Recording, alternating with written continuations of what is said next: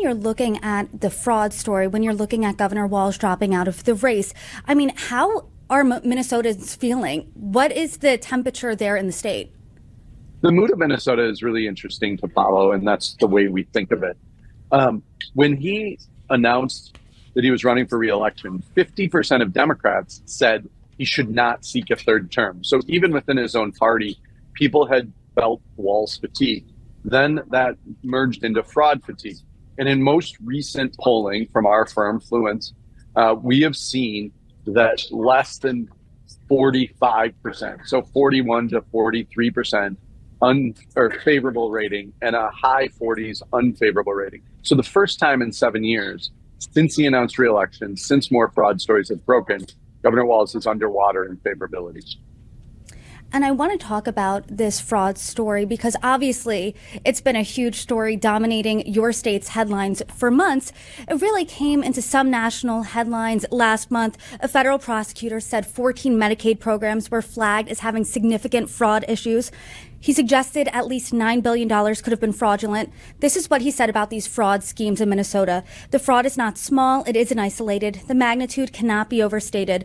What we see in Minnesota is not a handful of bad actors committing crimes. It's staggering industrial scale fraud. It's swamping Minnesota and calling into question everything we know about our state. I mean, that is really serious. And then this blew up. It really came to a fever pitch at the end of December. A 23-year-old content creator, he posted this 43-minute-long video, his name's Nick Shirley, of him going to different daycares in Minnesota and trying to investigate these fraud schemes. But before we talk about Nick Shirley's video, can you just give us an overview here, a brief explainer of just how big these fraud schemes in Minnesota are? You know, I think the real story is we don't know yet. We don't know the depth and the scale of the fraud. However, when a U.S. attorney who is a career U.S. attorney, assistant U.S. attorney, not a political appointee, makes those claims, and we know that the U.S. Attorney's Office has advised the governor's office just how deep it is, but the sense is the governor didn't respond, didn't take it seriously enough, that's the case. There was another fraud, multi-million-dollar fraud revealed just this week in behavioral health. Those audits from nonpartisan independent auditors have continued to come over and over again.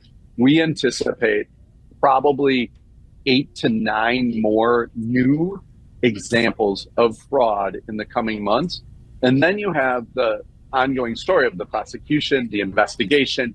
These stories are not going away for the state of Minnesota. This fraud scandal is huge, right? Because federal prosecutors are saying this isn't an isolated incident. We don't even know how much fraud there could be.